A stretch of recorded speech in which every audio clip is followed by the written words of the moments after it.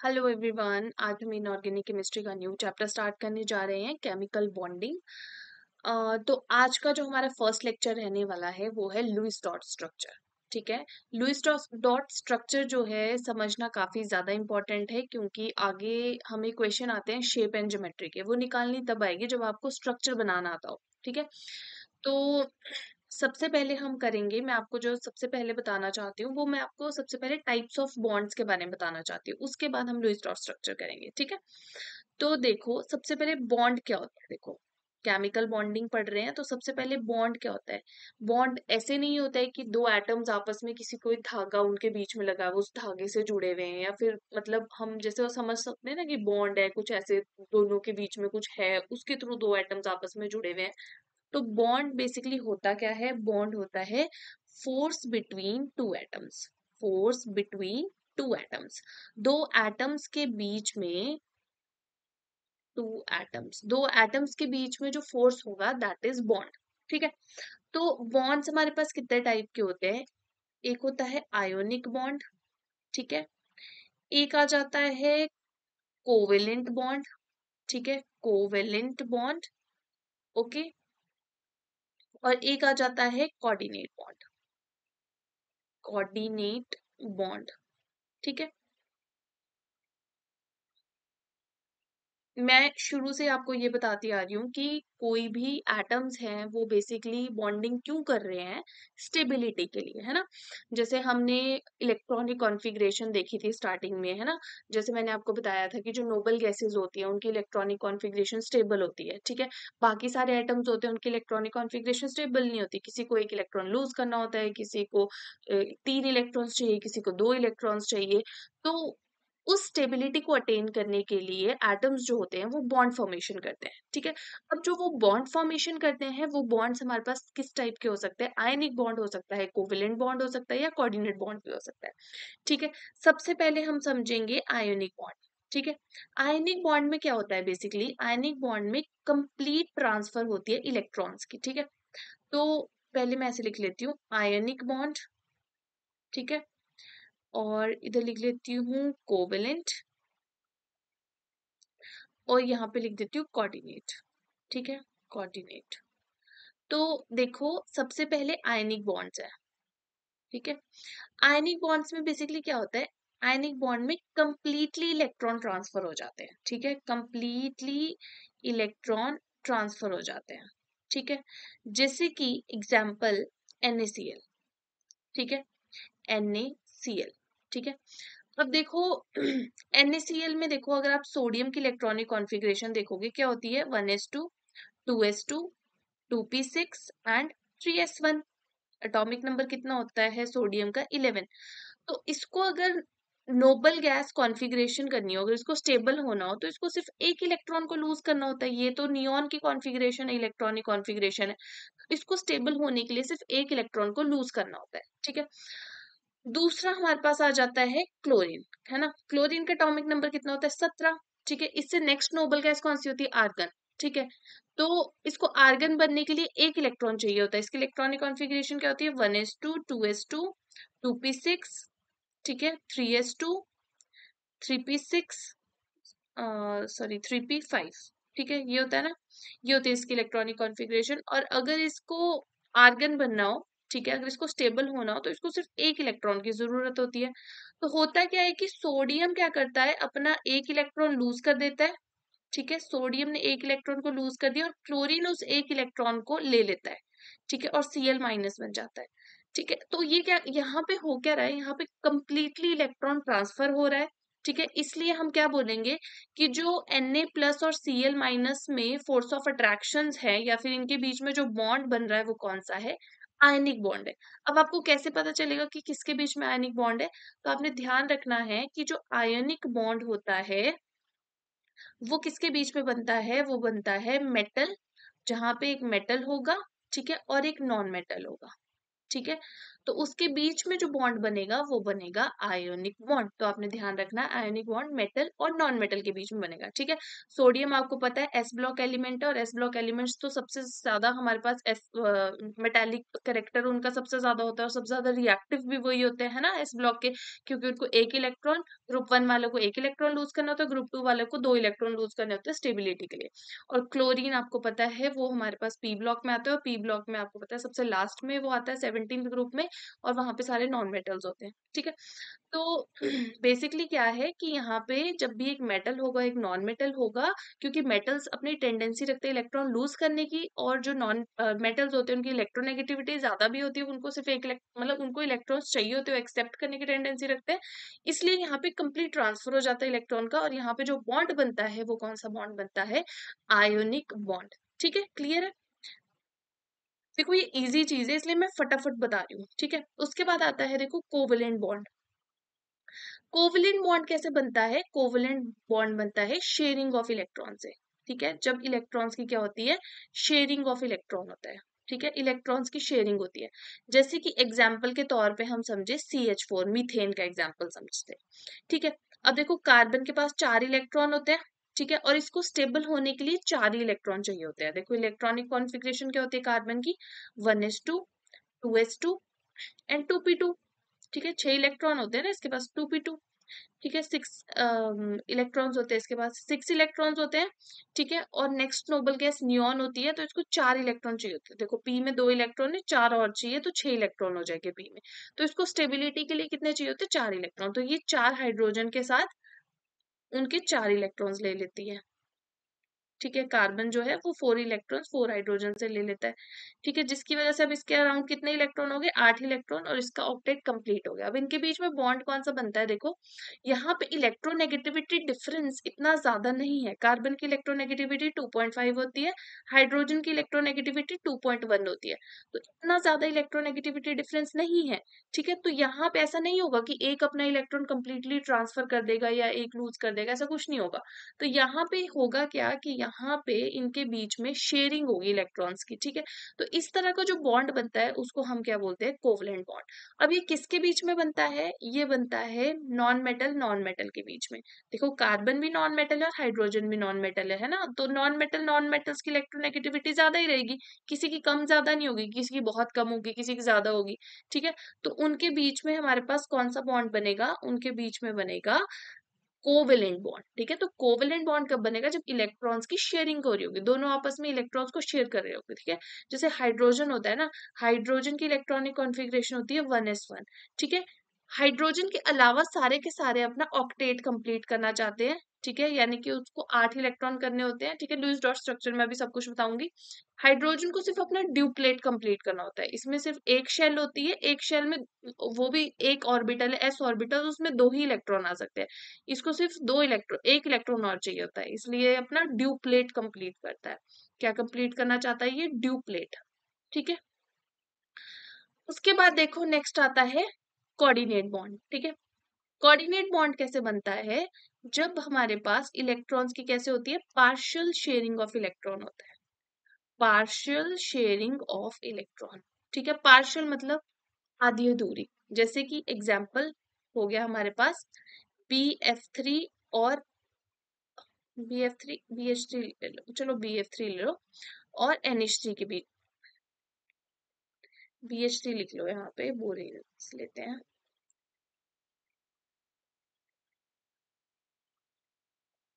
जैसे कि हो गया BH3 और NH3 के बीच में बॉन्डिंग होगी, ठीक है।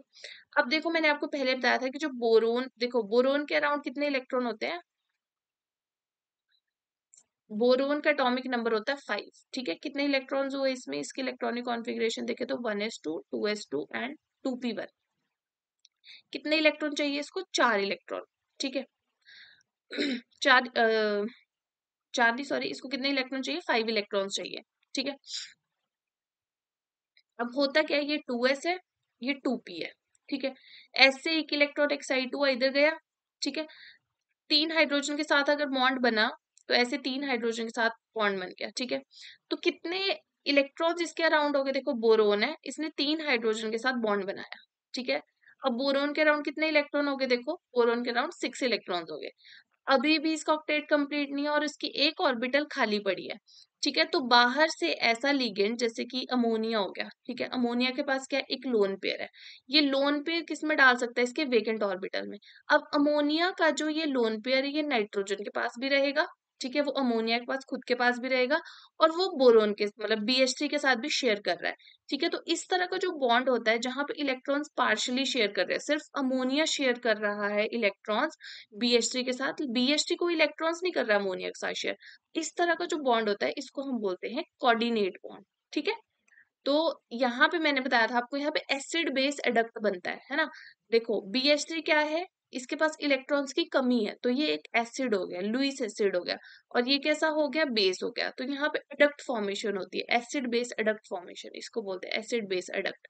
ठीक है, तो ये होता है हमारे पास कैसा, कोऑर्डिनेट बॉन्ड। तो आप याद रख सकते हो, आयनिक बॉन्ड होता है जहां पे इलेक्ट्रॉन्स कंप्लीटली शेयर हो जाते हैं, कोवेलेंट बॉन्ड होते हैं जहां पे इलेक्ट्रॉन्स कैसे होते हैं, इलेक्ट्रॉन्स की शेयरिंग होती है। ठीक है, और हमारे पास क्या होता है, कोऑर्डिनेट बॉन्ड होता है जहां पे सिर्फ एक शेयर करता है अपने इलेक्ट्रॉन्स, लेकिन वो खुद के पास भी रखता है, तो इसको हम बोलते हैं कोऑर्डिनेट बॉन्ड। क्लियर है। उसके बाद देखो, उसके बाद देखो नेक्स्ट हम समझेंगे लुईस डॉट स्ट्रक्चर। ठीक है,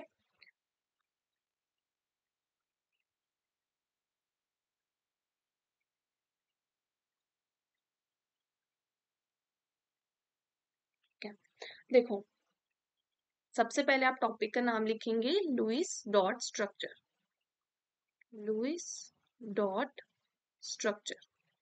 ठीक है,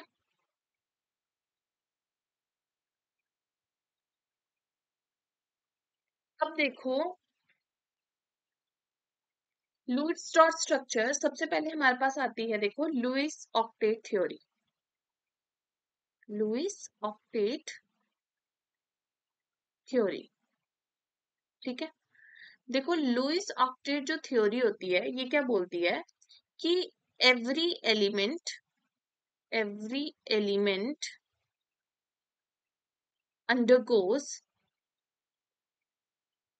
देखो मैं ना आपको सारे पॉइंट्स लिखवाऊंगी, रूल्स लिखवाऊंगी कि आपको किस तरह से डॉट स्ट्रक्चर बनाना है, बस आप इसको ऐसे पेशेंटली आपको पूरी वीडियो देखनी है। ठीक है, every element undergoes bond formation, bond formation to complete, to complete its octet. ठीक है, कि क्या होता है कि हर एक एलिमेंट हमारे पास क्या करता है, इस तरह से बॉन्ड फॉर्मेशन करता है कि वो अपने ऑक्टेट को कंप्लीट करता है।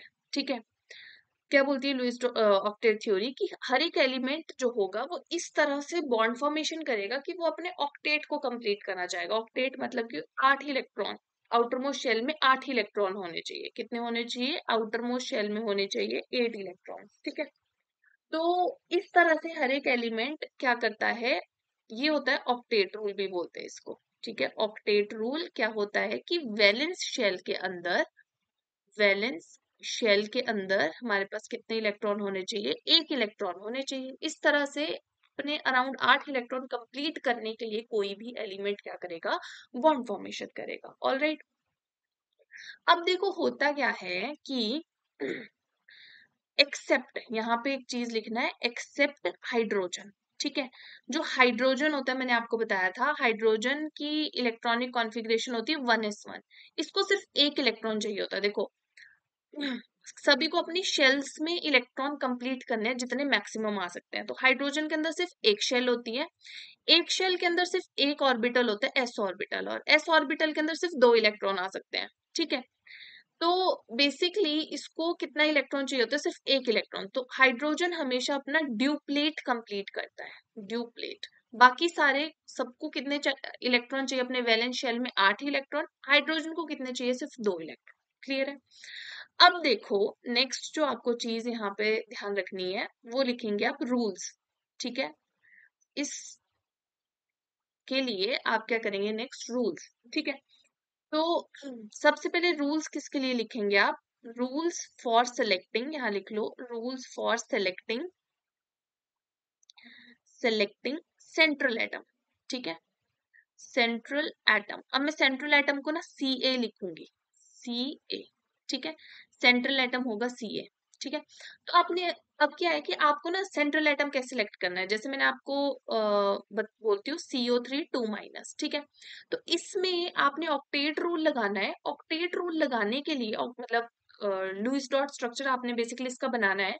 उसके लिए आपको सबसे पहले क्या डिसाइड करना पड़ेगा, इसका सेंट्रल एटम। तो सेंट्रल एटम देखो यहाँ पे क्या है, 3 ऑक्सीजन है, 1 कार्बन है। अब इसमें से कैसे डिसाइड करोगे कौन सा सेंट्रल एटम होगा, उसके लिए आपको रूल्स ध्यान रखने हैं। सबसे पहले तो देखो क्या है कि कौन सा होगा लीस्ट इलेक्ट्रोनेगेटिव। देखो इलेक्ट्रोनेगेटिविटी की बात करें, मैंने आपको याद करवाया था फोन कलीबर, ठीक है, फोन कलीबर, ठीक है, कि जो हमारे पास फ्लोरीन की इलेक्ट्रोनेगेटिविटी होती है, आयोडीन सॉरी ऑक्सीजन की होती है, फिर नाइट्रोजन की, फिर क्लोरीन की, फिर ब्रोमीन की, इस तरह से, और आयोडीन की सबसे कम होती है, ठीक है।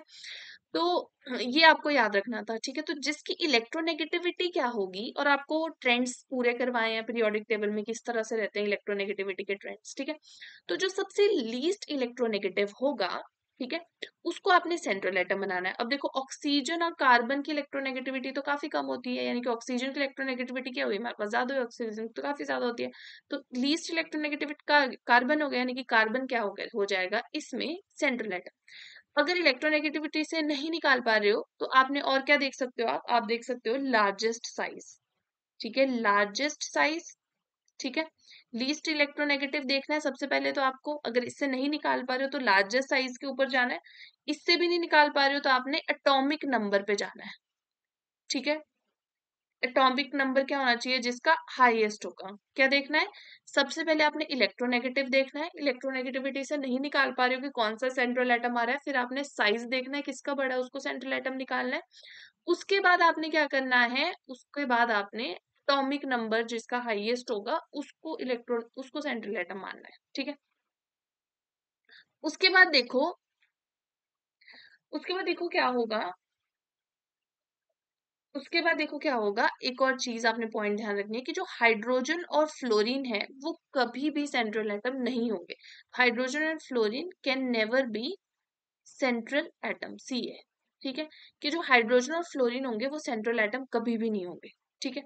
उसके बाद क्या याद रखना है कि सेंट्रल एटम कौन कौन से हो सकते हैं, oxygen, sulphur, nitrogen, phosphorus, carbon, silicon, ठीक है, और क्लोरीन, ब्रोमीन, आयोडीन, ये सब आपको दिखेंगे कि ये सेंट्रल एटम आपको दिखेंगे। मतलब जो भी आपको एग्जाम में भी मॉलिक्यूल्स दिखते हैं उनमें आपको ये सेंट्रल एटम्स दिखेंगे, ठीक है।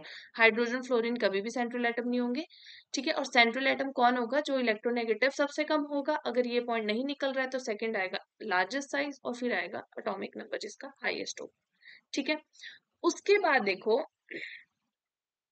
क्या है कि जो हमेशा याद रखना है आपने कि जो ऑक्टेट होगा of corner atoms, corner atom must be completed, ठीक है।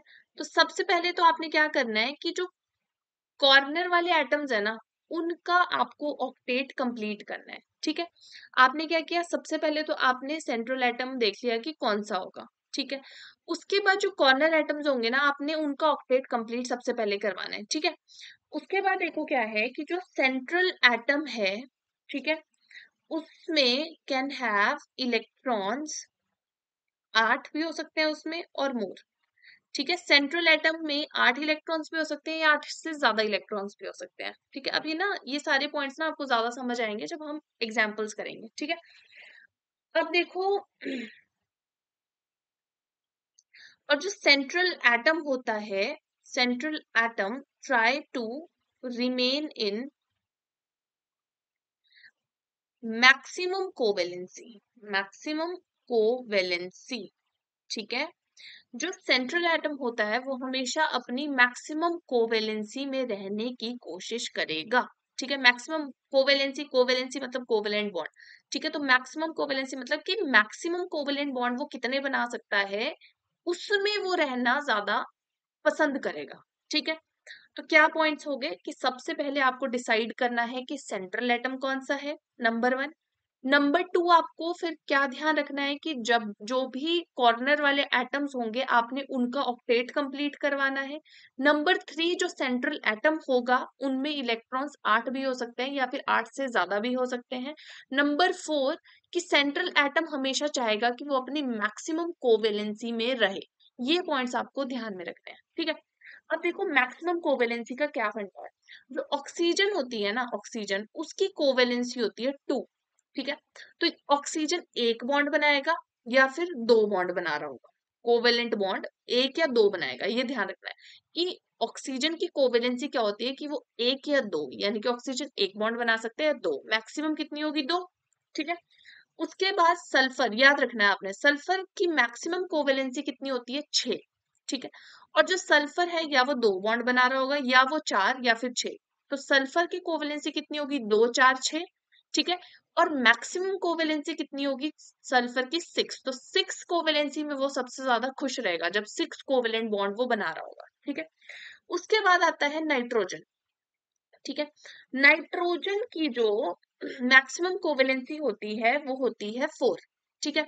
और नाइट्रोजन कितने बॉन्ड बना रहा होता है 3 या फिर 4 बॉन्ड बना रहा होता है, ठीक है। उसके बाद देखो फास्फोरस, फास्फोरस की मैक्सिमम कोवेलेंसी होती है 5। वो कितने बॉन्ड बनाता है, या तो फास्फोरस 3 बॉन्ड बनाता है, ठीक है, या तो 4 भी बना देता है वो, या तो 5 भी बना लेता है, ठीक है। उसके बाद देखो नेक्स्ट है कार्बन। कार्बन की तो 4 ही होती है ना, अभी हमने देखा था ना, कार्बन तो होता ही टेट्रावेलेंट है, वो तो 4 ही बॉन्ड बनाता है ना। तो 4 ही होगी इसकी, 4 से कम ज्यादा कुछ नहीं होगी, ठीक है। उसके बाद सिलिकन की भी 4 होगी, ठीक है। और जो ब्रोमीन होगा उसकी मैक्सिमम 7 होगी, ठीक है, 7 होगी। सिमिलरली क्लोरीन की भी कितनी होगी 7 होगी। ये कितने बॉन्ड बनाते हैं, एक बॉन्ड बना सकते हैं, 3 बना सकते हैं, 5 बना सकते हैं या फिर 7 बना सकते हैं। तो ये तो हो गया पार्ट जो आपको लर्न रखना है, ये ठीक है, ये पार्ट आपको लर्न रखना है, ठीक है। क्या हो गया, ऑक्सीजन की मैक्सिमम कोवेलेंसी कितनी हो सकती है 2। ऑक्सीजन एक या फिर 2 बॉन्ड्स बनाएगा, ठीक है। तो मैक्सिमम कितनी होगी 2। मैक्सिमम बॉन्ड्स कितने बना सकता है 6। सिमिलरली सल्फर की 6 हो गई, तो सल्फर 2 4 6 बॉन्ड्स बना सकता है, ठीक है। नाइट्रोजन की कितनी होगी 4 मैक्सिमम हो गई, वो 3 या 4 बॉन्ड्स बनाएगा, ठीक है। और फास्फोरस है उसकी 5 हो गई, ठीक है, वो कितने बॉन्ड्स बना सकता है 3 4 5 बना सकता है, ठीक है। कार्बन है उसकी 4 हो गई, सिलिकन की भी 4 हो गई, ब्रोमीन की 7 होती है, ठीक है। 1 3 5 और 7 बॉन्ड्स बनाता है। उस तरह क्लोरीन की भी 7 ही होती है, ठीक है, दोनों सेम ग्रुप में आते हैं ना, दोनों की 7 7 होती है, ठीक है। तो आपने ध्यान रखना है, ठीक है। अब स्टार्ट करते हैं और सारी चीजें आपकी अप्लाई होगी आगे, ठीक है। ओके, तो क्वेश्चन, अच्छा एक और चीज 2 पॉइंट्स और लिखो कि जो पॉजिटिव चार्ज होगा, ठीक है, जो पॉजिटिव चार्ज होगा वो आपको किसके ऊपर लगाना है, positive charge will be on central atom, ठीक है। सेंट्रल एटम के ऊपर आपको पॉजिटिव चार्ज लगाना है, और जो नेगेटिव चार्ज होगा, ठीक है, नेगेटिव चार्ज होगा, it will be on corner atom, ठीक है, कॉर्नर एटम। तो आपको हमेशा क्या याद रखना है कि जो नेगेटिव चार्ज होगा वो किस पे होगा, कॉर्नर एटम्स पे, और जो पॉजिटिव चार्ज होगा वो सेंट्रल एटम पे। तो अब शुरू करते हैं, ठीक है। तो सबसे पहले देखो क्या है, एग्जाम्पल से करते हैं। सबसे पहले हम H2 का एग्जाम्पल समझेंगे, लेकिन उससे पहले हम 2 3 चीजें निकालना सीखेंगे। सबसे पहले Q, ठीक है। Q क्या है, Q का मतलब होता है टोटल इलेक्ट्रॉन, ठीक है। टोटल इलेक्ट्रॉन कितने होंगे, नंबर ऑफ वैलेंस इलेक्ट्रॉन्स, ठीक है, नंबर ऑफ वैलेंस इलेक्ट्रॉन्स, ठीक है, प्लस देखो जब भी कोई, जैसे देखो ये हमारे पास क्या है CO3 2 माइनस, तो ये CO3 है, एक कार्बन है, 3 ऑक्सीजन है। हमें पता है कार्बन में कितने वैलेंस इलेक्ट्रॉन होते हैं, ऑक्सीजन में कितने वैलेंस इलेक्ट्रॉन होते हैं। वैलेंस इलेक्ट्रॉन्स क्या होते हैं, फटाफट से अपने दिमाग में सोच के रखो, क्या होते हैं वैलेंस इलेक्ट्रॉन। तो यस, वैलेंस इलेक्ट्रॉन्स होते हैं, जितने इलेक्ट्रॉन्स वैलेंस शेल में होते हैं उनको हम बोलते हैं वैलेंस इलेक्ट्रॉन्स, ठीक है। जैसे कार्बन में कितने होते हैं 1s2 2s2 एंड 2p2। तो वैलेंस शेल कौन सी होती है, outermost shell. Outermost shell कौन सी है, सेकंड शेल। तो उसमें कितने इलेक्ट्रॉन्स है 4।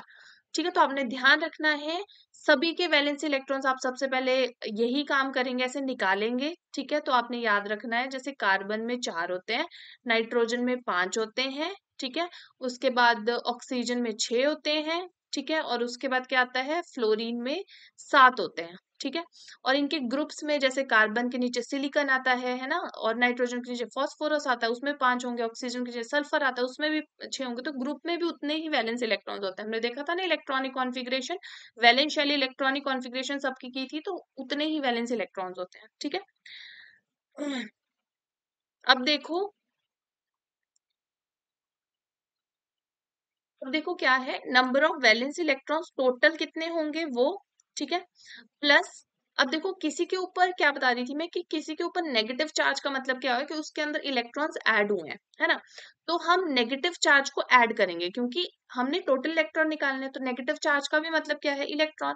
तो प्लस नेगेटिव चार्ज, और पॉजिटिव चार्ज का मतलब क्या होता है कि इलेक्ट्रॉन निकाले हैं। टोटल इलेक्ट्रॉन कितने होंगे, जितना नेगेटिव चार्ज पॉजिटिव चार्ज को माइनस करेंगे, तो माइनस पॉजिटिव चार्ज। क्योंकि पॉजिटिव चार्ज को क्यों माइनस करें, क्योंकि पॉजिटिव चार्ज का मतलब होता है इलेक्ट्रॉन को निकाल दिया है। ठीक है, तो सबसे पहले तो हमने टोटल इलेक्ट्रॉन निकालने हैं।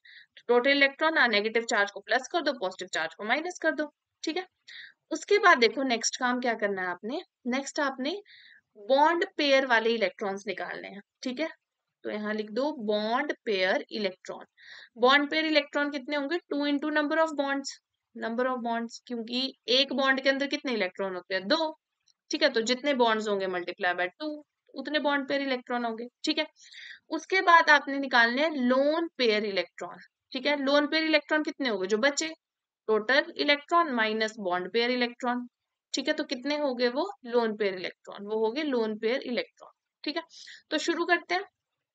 सबसे पहले सबसे सिंपल H2। H2 का आपको लुईस डॉट स्ट्रक्चर बनाना है। ठीक है, सबसे पहले तो हमने क्या निकालना है, Q, कि कितने इलेक्ट्रॉन्स होते हैं। तो हाइड्रोजन में एक इलेक्ट्रॉन होता है, 2 हाइड्रोजन हो गया यानी 2 इलेक्ट्रॉन, तो टोटल इलेक्ट्रॉन हो गए 2। ठीक है, उसके बाद देखो क्या है, इसको कोई पॉजिटिव नेगेटिव चार्ज नहीं है। ठीक है, उसके बाद आपको निकालने बॉन्ड पेयर इलेक्ट्रॉन। तो सबसे पहले आपको दोनों हाइड्रोजन के बीच में एक बॉन्ड बनाना है। आपको पता है एक बॉन्ड के अंदर 2 इलेक्ट्रॉन होते हैं, यानी कि बॉन्ड पेयर इलेक्ट्रॉन भी कितने हो गए, 2। ठीक है, बॉन्ड पेयर इलेक्ट्रॉन भी हो गए 2। लोन पेयर इलेक्ट्रॉन कितने हुए, 0, 2 माइनस 2 0, यानी कि इसके ऊपर कोई लोन पेयर नहीं, यानी इसका लुईस डॉट स्ट्रक्चर सिर्फ यही है, इसके ऊपर कोई लोन पेयर नहीं है। ठीक है, ओके। देखो होता क्या है कि जो ये लोन पेयर इलेक्ट्रॉन्स हैं, ठीक है, अब जो ये लोन पेयर इलेक्ट्रॉन्स हैं, या तो वो लोन पेयर ही रहेंगे, या वो लोन पेयर इलेक्ट्रॉन यूज होंगे डबल बॉन्ड या फिर ट्रिपल बॉन्ड बनाने में, मतलब मल्टीपल बॉन्ड्स बनाने में अकॉर्डिंगली। ठीक है, अब ना सारी जो एक्स्ट्रा चीजें आ रही है ना, वो हम अब एग्जाम्पल से ही समझेंगे। ठीक है, नहीं तो ऐसे आप कंफ्यूज हो जाओगे, सब कुछ मैं आपको स्टार्टिंग में बताऊंगी। अब सेकंड एग्जाम्पल से समझते हैं। सेकंड एग्जाम्पल है जैसे O2। ठीक है, O2 का आपको बनाना है। तो O2 में सबसे पहले वैलेंस इलेक्ट्रॉन्स कितने हैं? एक ऑक्सीजन में कितने वैलेंस इलेक्ट्रॉन होते हैं, 6। ठीक है, तो 2 में कितने हो गए, 12, 6 2 12, तो 12 वैलेंस इलेक्ट्रॉन्स हो गए। ओके, अब इनका बना दो बॉन्ड। तो यानी कि जो बॉन्ड पेयर इलेक्ट्रॉन्स है वो कितने हो गए, कितने बॉन्ड के अंदर, एक बॉन्ड है ना, 2 इलेक्ट्रॉन्स हो गए, है ना। यानी कि लोन पेयर इलेक्ट्रॉन कितने हो गए, 12 माइनस 2, कितने हो गए, 10। अब देखो 10 इलेक्ट्रॉन्स है। ठीक है, 10 इलेक्ट्रॉन्स हैं, तो इन 10 इलेक्ट्रॉन्स को बना दो इनके ऊपर। देखो 1 2 3 4, मैंने क्या बोला था आपको, देखो यहाँ पे तो सेंट्रल एटम चूज करने की कोई जरूरत ही थी क्योंकि सेम एटम्स है। ठीक है, आपको क्या करना है, जो साइड एटम्स है सबसे पहले उनका ऑक्टेट कंप्लीट करना है। मैंने आपको ये पॉइंट बताया था कि सबसे पहले आपको सेंट्रल एटम चूज करना है।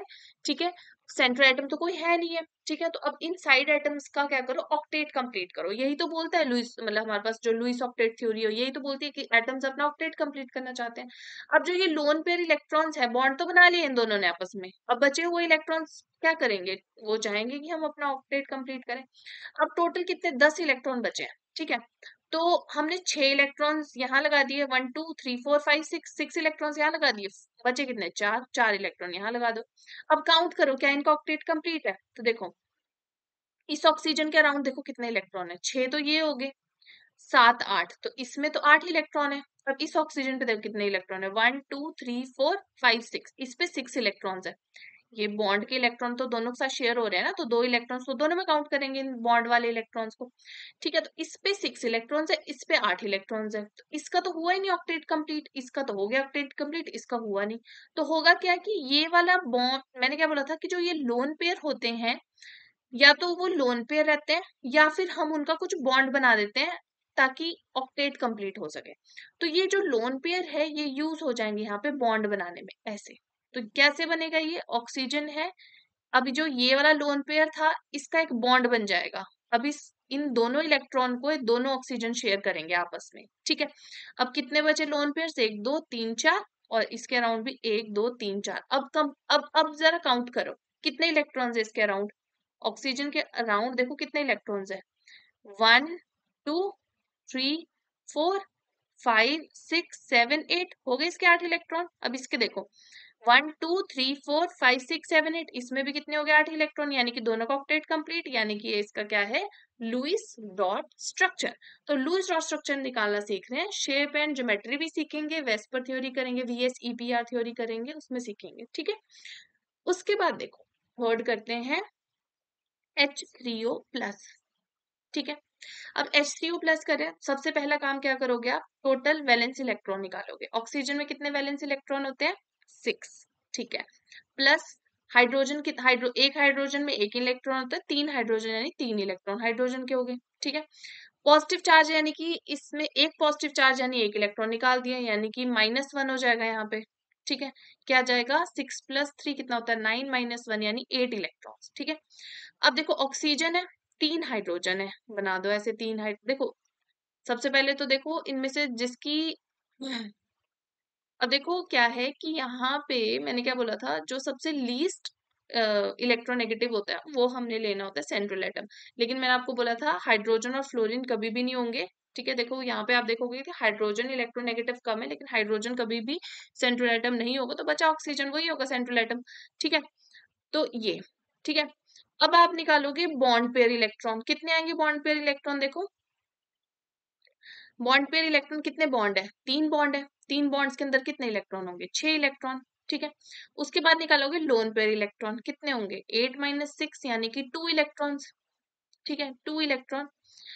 अब देखो 2 इलेक्ट्रॉन्स है। ठीक है, तो क्या, कहाँ हम 2 इलेक्ट्रॉन्स लगाएंगे, हम 2 इलेक्ट्रॉन्स लगाएंगे इसके ऊपर। ठीक है, और यहाँ पे क्या आ जाएगा, पॉजिटिव चार्ज। ठीक है, मैंने क्या बोला था कि जो पॉजिटिव चार्ज होगा वो सेंट्रल एटम के ऊपर आएगा। ठीक है, और जो लोन पेयर है वो, अब देखो साइड एटम जो है, कॉर्नर एटम जो है वो हाइड्रोजन है। हाइड्रोजन को तो सिर्फ अपना ड्यूप्लेट कंप्लीट करना होता है, वो तो हो गया है, ड्यूप्लेट मतलब 2 इलेक्ट्रॉन, एक ये हो गए इसके पास 2 इलेक्ट्रॉन, है ना। जो ये बॉन्ड के अंदर इलेक्ट्रॉन होते हैं बेसिकली, ये इलेक्ट्रॉन दोनों के साथ, दोनों के लिए होते हैं। इस ऑक्सीजन के पास भी ये दोनों इलेक्ट्रॉन्स है, हाइड्रोजन के पास भी ये दोनों इलेक्ट्रॉन, और हाइड्रोजन को तो 2 इलेक्ट्रॉन चाहिए, तो हाइड्रोजन के मजे से 2 इलेक्ट्रॉन है, यानी कि ये जो लोन पेयर होगा किसके ऊपर होगा, ऑक्सीजन के ऊपर होगा। और पॉजिटिव चार्ज मैंने बोला ही था आपको कि वो किसके ऊपर होता है, सेंट्रल एटम के ऊपर होता है, तो सेंट्रल एटम के ऊपर लगा दिया, तो ये आ जाएगा इसका लुईस डॉट स्ट्रक्चर। ठीक है, अब आते हैं हम फोर्थ एग्जाम्पल पे। फोर्थ एग्जाम्पल है आपके पास NH4 प्लस। ठीक है, अब इसको एक बार वीडियो पॉज करो और इसको खुद सॉल्व करो। ठीक है, सबसे पहले क्या करोगे, Q निकालोगे। ठीक है, Q क्या होता है, टोटल वैलेंस इलेक्ट्रॉन्स। ठीक है, कितने वैलेंस इलेक्ट्रॉन्स आ जाएंगे, नाइट्रोजन पे होते हैं 5 वैलेंस इलेक्ट्रॉन, 4 हाइड्रोजन है, 4 पॉजिटिव चार्ज मतलब इलेक्ट्रॉन निकाला है, -1 यानी कि 8 हो गए इसके वैलेंस इलेक्ट्रॉन। फिर बॉन्ड पेयर इलेक्ट्रॉन निकालोगे, कैसे, नाइट्रोजन के साथ बॉन्ड बना दो, 4 हाइड्रोजन का बना दिया, ओके। उसके बाद क्या है, पॉजिटिव चार्ज किस पे लगता है, सेंट्रल के ऊपर लगता है। ठीक है, अब देखो कितने हो गए बॉन्ड पेयर इलेक्ट्रॉन, कितने, 4 बॉन्ड है, यानी कि बॉन्ड पेयर इलेक्ट्रॉन कितने हो गए, 8 हो गए, है ना। एक बॉन्ड के अंदर कितने होते हैं, 2 इलेक्ट्रॉन। ठीक है, तो 4 है तो कितने इलेक्ट्रॉन हो गए, 8, यानी कि लोन पेयर कितने हो गए, 8 - 8 0। लोन पेयर इलेक्ट्रॉन कितने हो गए, 0। तो बस ये इसका बन जाएगा लुईस डॉट स्ट्रक्चर। ठीक है, इजी है ना। उसके बाद देखो NO3 - 1। ठीक है, अब इसको आप खुद सॉल्व करो एक बार जरा, NO3 - 1। सबसे पहले Q निकालेंगे, Q क्या होता है, वैलेंस। नाइट्रोजन में 5 वैलेंस इलेक्ट्रॉन होते हैं, ऑक्सीजन में कितने होंगे? एक ऑक्सीजन में 6 होते हैं, 3 ऑक्सीजन है, 6 3 18 होते हैं, ठीक है। एक नेगेटिव चार्ज इसलिए +1, ठीक है। कितना हो गया? 6 3 18 प्लस 6 कितने हो गए? 24 इलेक्ट्रॉन्स। बहुत ज्यादा इलेक्ट्रॉन्स हो गए ये तो, ठीक है। उसके बाद देखो नाइट्रोजन है, ठीक है। अब देखो सेंट्रल एटम डिसाइड करना है। इलेक्ट्रोनेगेटिव जो लीस्ट होता है, लीस्ट कौन है इनमें से? ऑक्सीजन ज्यादा इलेक्ट्रोनेगेटिव, तो फोन कलीबर याद रखना है आपने इलेक्ट्रोनेगेटिविटी के लिए, फोन कलीबर, ठीक है। ऑक्सीजन की ज्यादा इलेक्ट्रोनेगेटिविटी होती है, यानी कि सेंट्रल एटम क्या हो जाएगा? नाइट्रोजन हो जाएगा, ठीक है। तो ये लगा दिया हमने उसके अराउंड 3 ऑक्सीजन, ठीक है। यानी कि बॉन्ड पेयर इलेक्ट्रॉन्स कितने हो गए आपके पास? वो हो गए 6 इलेक्ट्रॉन्स, ठीक है। यानी कि लोन पेयर इलेक्ट्रॉन कितने हो गए? 24 माइनस 6 इज इक्वल टू कितने? 18, ठीक है। 18 हो गए, ओके। नेक्स्ट काम क्या करना है आपने? नेक्स्ट जो काम करना होता है आपको, इन 18 इलेक्ट्रॉन्स को आपको साइड एटम्स के ऊपर इस तरह से अरेंज करना है कि उनका ऑक्टेट कंप्लीट करवाना है। करवा देते हैं। देखो इस ऑक्सीजन के पास अभी 2 इलेक्ट्रॉन्स है ना, ठीक है। तो 1 2 3 4 5 6 हो गए 8 इलेक्ट्रॉन्स। 2 इलेक्ट्रॉन्स तो ये वाले थे, बाकी ये 6 हो गए 8 इलेक्ट्रॉन्स। वैसे इसके अराउंड भी हमने कितने कर दिया? 8 इलेक्ट्रॉन्स। इस वाले ऑक्सीजन के अराउंड भी कितने हो गए? 8 इलेक्ट्रॉन्स, ठीक है। हो गया सभी ऑक्सीजन का ऑक्टेट कंप्लीट? हो गया स्ट्रक्चर खत्म? नहीं। क्यों? नाइट्रोजन को देखो जरा एक बार। नाइट्रोजन के अराउंड कितने इलेक्ट्रॉन है? 6 इलेक्ट्रॉन। यानी कि ये स्ट्रक्चर हमारे पास कैसा है? कुछ रॉन्ग स्ट्रक्चर है। तो राइट स्ट्रक्चर कैसे बनेगा? देखो यहां से ना हमें एक कॉन्सेप्ट समझना पड़ेगा, किसका? फॉर्मल चार्ज का, ठीक है। फॉर्मल चार्ज का। तो जो फॉर्मल चार्ज होता है, this is not actual charge, ठीक है। एक्चुअल चार्ज नहीं होता। जैसे कि मैंने आपको बताया था HCl, HCl में क्योंकि इलेक्ट्रोनेगेटिव क्लोरीन ज्यादा हमारे पास क्या होता है? क्लोरीन ज्यादा इलेक्ट्रोनेगेटिव होता है हाइड्रोजन से, जिसकी वजह से इलेक्ट्रॉन जो ये दोनों इलेक्ट्रॉन्स है ना, ये क्लोरीन के पास ज्यादा रहेंगे। क्लोरीन के पास ज्यादा इलेक्ट्रॉन रहेंगे, इसलिए इस पे डेल्टा नेगेटिव चार्ज आएगा, और हाइड्रोजन के बेचारे के खुद के इलेक्ट्रॉन चले गए, इस पे डेल्टा पॉजिटिव चार्ज आ जाएगा। तो चार्ज तो इन पे क्या है? हल्का पॉजिटिव और हल्का नेगेटिव चार्ज है ना। लेकिन हमने बोल दिया कि इस पे -1 चार्ज है और इस पे +1, तो ये फॉर्मल चार्ज हो गया ना, असली चार्ज थोड़ी ना है, फॉर्मल चार्ज हमने इसको बोल दिया। तो फॉर्मल चार्ज अगर हमने किसी भी एटम के ऊपर निकालना है, formal charge on any atom, ठीक है, वो आप कैसे निकालेंगे? देखो अभी तक तो हम इजी इजी स्ट्रक्चर कर रहे थे, बन गया ऐसे ही बिना फॉर्मल चार्ज निकाले। बट ऐसे स्ट्रक्चर्स में आपको फॉर्मल चार्ज निकालना पड़ता है। अब ये फॉर्मल चार्ज वाला फॉर्मूला आप इससे पहले वाले स्ट्रक्चर्स पे भी नहीं लगा सकते हैं। और फॉर्मल चार्ज किसी एटम के ऊपर निकालना होता है, तो जो फॉर्मल चार्ज का फॉर्मूला होता है वो होता है वैलेंस इलेक्ट्रॉन उस एटम में कितने हैं, ठीक है। वैलेंस इलेक्ट्रॉन माइनस जो उसके लोन पेयर वाले इलेक्ट्रॉन्स होंगे, ठीक है। माइनस लोन पेयर इलेक्ट्रॉन, ठीक है, माइनस बॉन्ड पेयर वाले जो इलेक्ट्रॉन होंगे डिवाइडेड बाय 2, ठीक है। अब इसको नाम दे देते हैं, ये है 1 ऑक्सीजन, ठीक है। और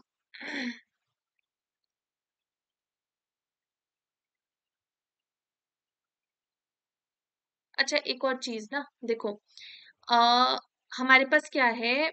हमने ये बनाया था स्ट्रक्चर, है ना। ओ ऐसे ऐसे ऐसे ऐसे ऐसे ऐसे, वही बना रही हूँ ऊपर वाला स्ट्रक्चर, है ना। अब एक चीज देखो जरा कि क्या है कि नाइट्रोजन का ऑक्टेट कंप्लीट नहीं था, लोन पेयर भी हमने सारे लगा दिए। फिर मैंने आपको बोला था कि जो ये लोन पेयर्स होते हैं, या तो वो लोन पेयर रहते हैं, ठीक है, या फिर उनका डबल बॉन्ड या फिर ट्रिपल बॉन्ड बन जाता है, ठीक है। किस लिए बनता है? हमें ऑक्टेट कंप्लीट करवाना होता है। तो हमने यहाँ से एक लोन पेयर उठाया, ठीक है, और इस लोन पेयर का हमने एक बॉन्ड बना दिया ऐसे, ठीक है। इन लोन पेयर को हमने इस बॉन्ड में भेज दिया। क्यों भेज दिया? इससे नाइट्रोजन के पास भी 2 इलेक्ट्रॉन की कमी थी, वो पूरी होगी, इसमें भी 8 इलेक्ट्रॉन होंगे, ठीक है। और इस ऑक्सीजन के पास तो रहा ही ये लोन पेयर, है ना। तो ऑक्सीजन के पास कितने इलेक्ट्रॉन हुए? 4 ये हो गए, ठीक है, 4 ये बॉन्ड वाले हो गए, इसमें भी कितने हो गए? 8 इलेक्ट्रॉन हो गए, ठीक है। तो अब दोनों सभी के पास 8 8 इलेक्ट्रॉन होंगे। अब चार्ज किस पे कितना आएगा, उसके लिए हमें निकालना पड़ता है फॉर्मल चार्ज, ठीक है, कि कौन से वाले ऑक्सीजन पे क्या चार्ज आएगा, ठीक है। कैसे चेक करोगे आप? तो उसका फॉर्मूला होता है ये, ठीक है। तो इसको बोल देते हैं ये ऑक्सीजन 1 है, this is oxygen 2, this is oxygen 3 और ये नाइट्रोजन है। तो सबसे पहले तो फॉर्मल चार्ज देखते हैं कि नाइट्रोजन पे कितना आ रहा है। ठीक है, फॉर्मल चार्ज नाइट्रोजन पे कितना होगा। सबसे पहले तो वैलेंस इलेक्ट्रॉन कितने होते हैं नाइट्रोजन पे, 5 होते हैं, है ना। माइनस लोन पेयर, तो इस पे कोई दिख नहीं रहा है हमें, तो 0 लोन पेयर हो गए। माइनस बॉन्ड पेयर कितने हैं इसके अंदर, 1 2 3 4, नाइट्रोजन के अराउंड 4 बॉन्ड पेयर है, यानी कि उनके अंदर इलेक्ट्रॉन कितने होंगे, 8 डिवाइडेड बाय 2 कितना हो गया, 5 माइनस 4 कितना आ गया, 1, यानी कि +1। तो हम क्या बोलेंगे, नाइट्रोजन के ऊपर कितना फॉर्मल चार्ज है, +1। ठीक है, उसके बाद करें फॉर्मल चार्ज ऑन ऑक्सीजन 1। ठीक है, फर्स्ट वाली ऑक्सीजन के ऊपर कितना फॉर्मल चार्ज है, कैसे करोगे। ऑक्सीजन में कितने वैलेंस इलेक्ट्रॉन होते हैं, 6, माइनस बॉन्ड पेयर में कितने इलेक्ट्रॉन है, 2, माइनस, ठीक है, सॉरी लोन पेयर होता है उसके बाद,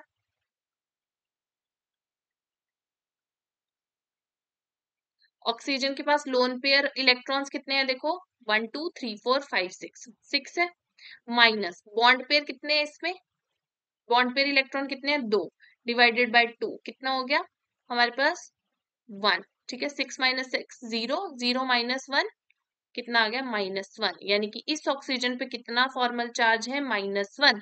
उसी तरह से देखो इस ऑक्सीजन पे भी सेम -1 चार्ज आएगा। अब देखो ये जो थर्ड वाली ऑक्सीजन है इस पे कितना फॉर्मल चार्ज है, इस पे अगर आप निकालोगे तो ऑक्सीजन पे कितने वैलेंस इलेक्ट्रॉन होते हैं, 6, लोन पेयर कितने हैं इस पे, 4, lone pair electron, lone pair तो 2 है लेकिन लोन पेयर इलेक्ट्रॉन्स कितने हैं, 4।